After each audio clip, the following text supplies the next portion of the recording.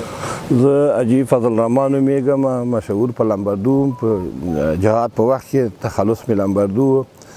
او په دغه بغلان په ساحو کې اوسېدلو، موږ ژوند کا وخت هم تېراوه او د جهاد په اولو کې موږ خپله مبارزه چې شروع کړې ده د تقریبا چې د همدغه ځای نه شروع کړې وه. قومندان صاحب بشیر خان مرحوم د موږ مشرو رهبرو امیر مو جهادي شخصیت او موږ د هغه د قومندې لاندې د روسانو په وخت کې بعد د روسانو بقیه د روسانو چې پاتې وو موږ د هغه د قومندې لاندې وو او موږ جهاد کاوه او د روسانو په مقابل کې او د بقایه په مقابل کې جهاد کړی دا او سنګر هیچا نه ده خوشي کړی.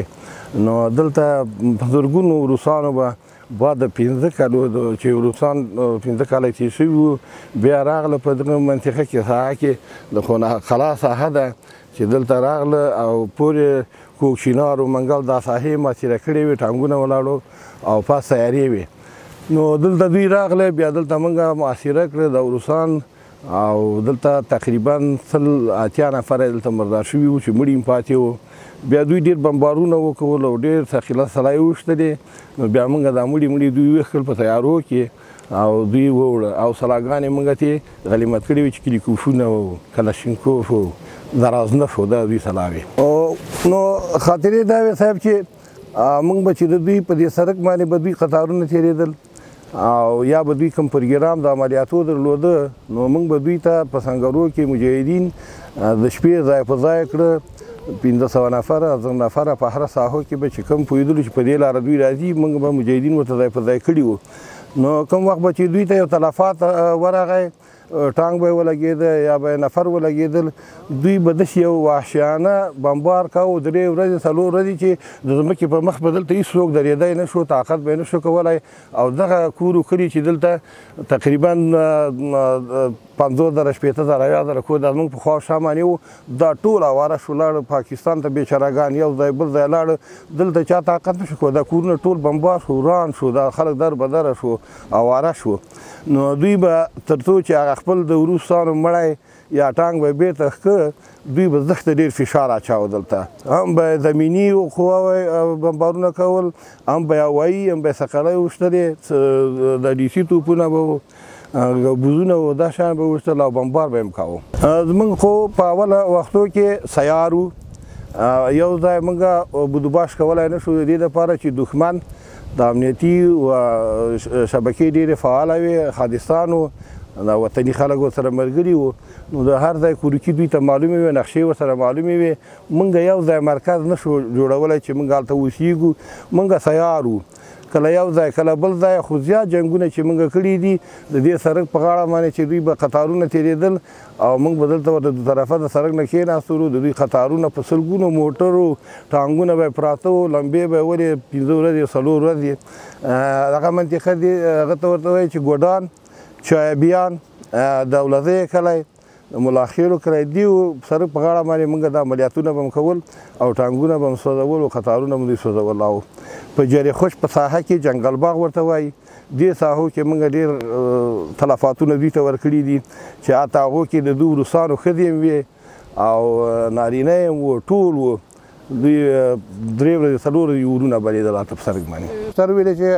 مشر قومندان صاحب محمد بشیر خان و چې امیر د دغه حوزې مصحف و او په بغلان کې او دوم قومندان مشهوره مامور صاحب عبدالغني خان شهید و چې هغه هم یو قهرمان و نو هغه معنی په خپله ساحه او منطقه کې په فابریکې قند تر د سرکې د شاهدیده پورې هغه به چې هر ساعت وغوښتل روسانو ته به یې ضربې ورکولې او ډېر یې مردارول او ښه یو قهرمان سړی و مجاهد شخصیت و نو هغه پاک سړی و ښه جهاد یې کړی و. مامور صاحب غویر خان و او خدای دې بخي امیر صاحب رسول خان امیر و هغه هم په خپل نوبت سره کار کړی ده او مجاهدینو کې قومندانانو کې سابقه پهلوان محبولای شهید و ډاکټر میاګولي شهید و امیر صاحب احمد ګلي ورته ویلې دا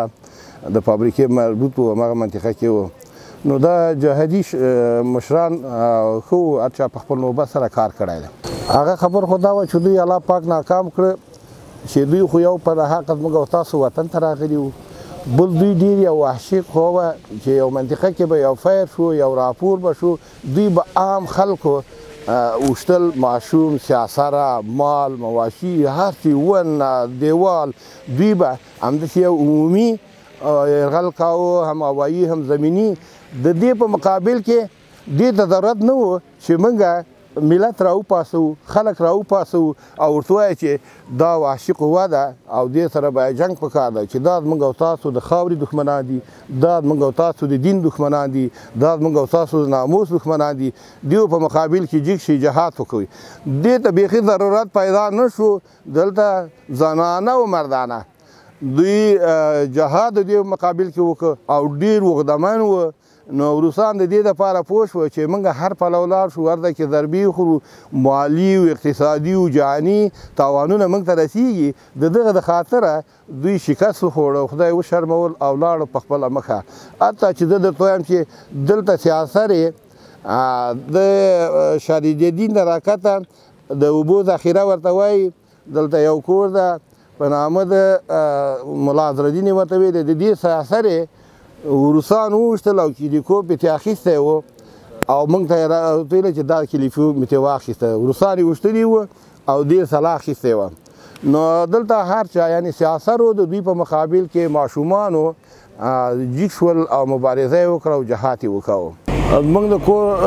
اولین نفر چې زما پلار شهید شو چې بازګل نومېده هغه شهید شو چې خالستان او روسان